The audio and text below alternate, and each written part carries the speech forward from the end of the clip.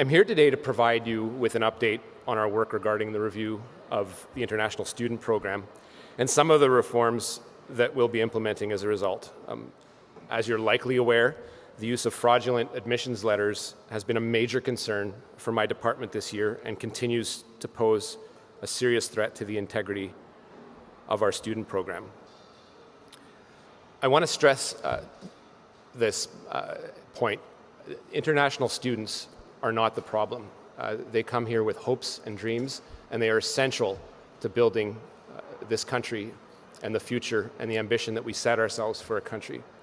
I've met with a number of international students today, Puneet, for example, who spoke so eloquently about the precarious position that she's faced in her journey to permanent residency and the anxiety and fear that that's created. That is magnified when we have a system that has lost its integrity and is subject to, at sometimes, some of the worst aspects of fraud. Starting by the end of the year, we're taking steps to prevent this type of fraud by introducing an enhanced system of actually verifying the letters of acceptance directly with post-secondary institutions for all overseas study permit applications.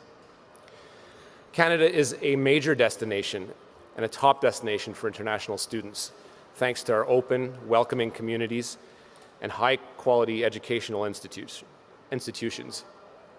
Between January and August of this year, we've received over 608,000 study permit requests while processing over 600,000 of these in the same period. International students, as I mentioned, bring a lot to Canada, benefiting campus life and Canada's multicultural spirit in communities across the country. By being open to international students, we benefit from new ideas, ways of learning, and researching coming into our post-secondary system. And clearly, this movement of students to Canada brings with it significant economic advantages as well, with international students contributing well over $20 billion to our GDP annually. Beaucoup de ces étudiants découvrent notre pays, veulent y rester et remplir les postes vacants lorsqu'ils obtiennent leur diplôme. Chaque année, des milliers d'anciens étudiants étrangers remplissent des conditions requises et font la transition vers un séjour permanent. Cependant, nous devons disposer d'un système fiable, équitable et efficace. Nous voulons que tous les Canadiens sachent que nous agissons pour préserver l'intégrité de notre système d'immigration.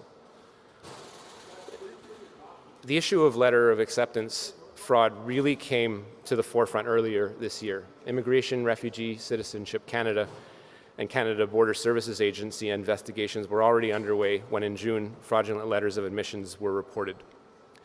The investigation identified nearly 1,550 study permits applications initially connected to fraudulent letters. In most of those cases, the fraud was detected and the application was refused. In approximately 450 of the remaining cases, fraud wasn't identified during the processing and study permits were issued. In some cases, people have shown up at the doorsteps of institutions to find out that their hope has been dashed.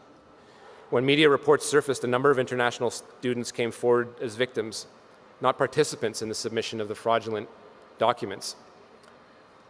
And I'd also say that because of the precarious nature of some international students, there is a hesitancy to come forward. And that only magnifies the fact that this could very well be the tip of the iceberg. To ensure that genuine students were supported, an IRCC task force was struck to review the facts of cases for individuals once the Immigration and Refugee Board had completed its proceedings.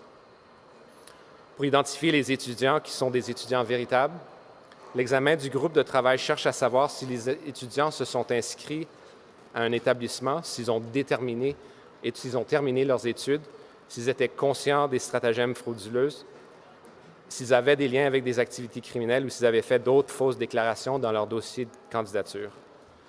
Of the approximately 450 cases, there were 285 of interest to the task force.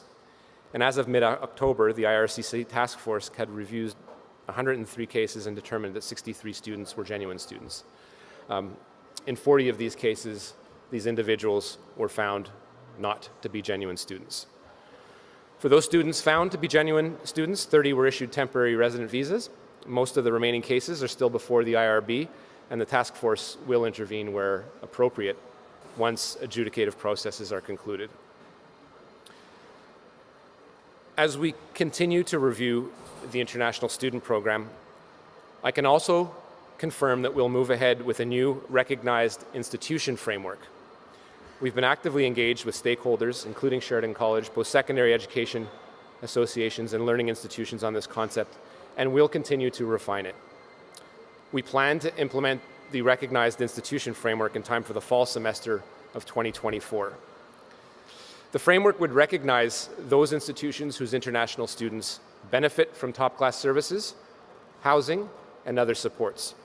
Our goal here is to punish the bad actors, make sure that they are held accountable, and reward the good actors who provide adequate outcomes for the success of the international students.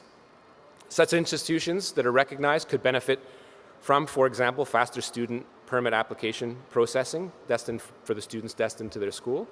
And as we move towards implementing it next year, additional details will be shared to fully explain how institutions would become recognized and what benefits that would bring.